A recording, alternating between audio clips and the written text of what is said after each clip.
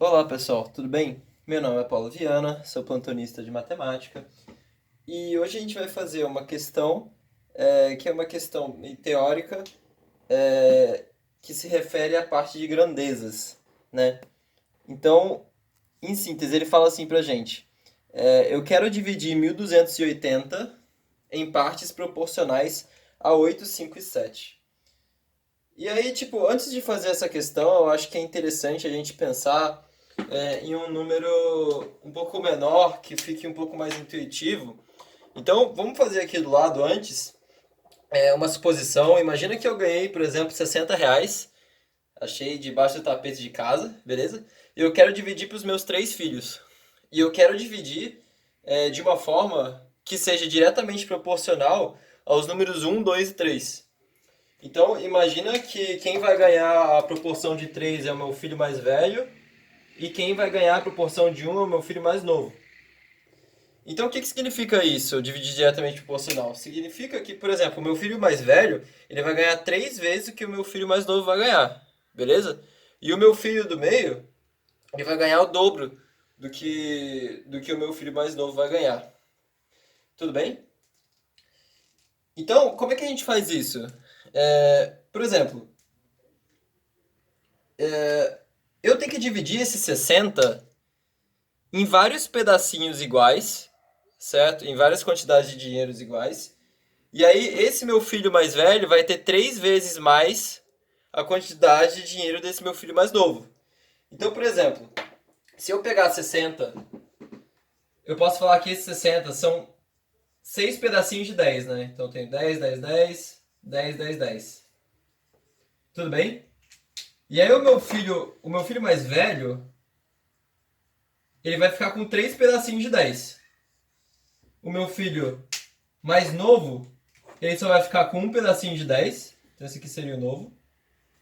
E o meu filho do meio, ele vai ficar com 2 pedacinhos de 10. Tudo bem? Então, tipo,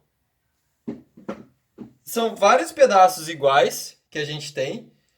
E a proporção desses pedaços é um pedaço, 2 pedaços, 3 pedaços. Que é exatamente a proporção que eu queria.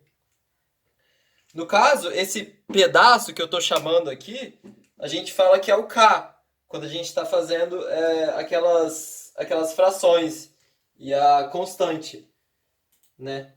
Então, por exemplo, se eu fosse fazer essa questão aqui, o que eu ia falar? Primeiro, vamos lá, ele fala que esse cara aqui, esse primeiro, vai ser o X, tá?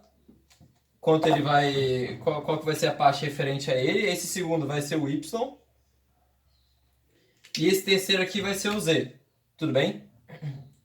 Então, quando eu for fazer isso aqui, eu vou falar que o X ele vai ganhar 8 partezinhas. Então ele vai ganhar 8K. Tranquilo? O meu Y ele vai ganhar 5 partezinhas. 5K. E o meu Z, ele vai ganhar 7 partezinhas. Então o Z vai ser igual a 7 vezes K. Tudo bem? E o que acontece? Se eu somar todo mundo aqui, tem que dar esse 1280. Então se eu pegar 8K mais 5K mais 7K, isso aqui tem que dar o meu total, que é 1280. Beleza? E aí, essa soma aqui vai dar 20K, né? 20K vai ser 1280. Eu vou ter que 2K é 128. E eu vou achar o valor de K, que vai ser 64. Beleza?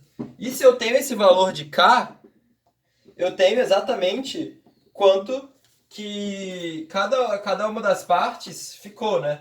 Porque eu sei, por exemplo, que o X ficou com 8K. Então, o meu X, ele vai ter 8 vezes o meu K, que é 64. E aí, essa conta vai dar 512.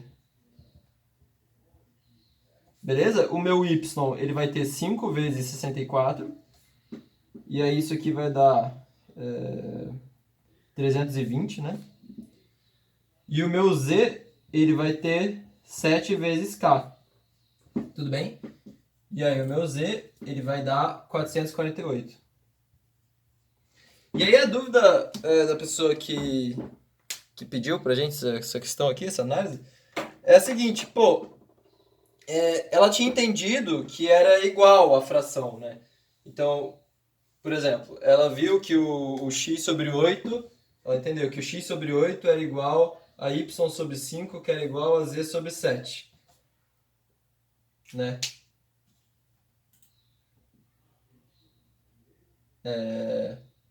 Não, na verdade ela disse que o x sobre 8 era igual a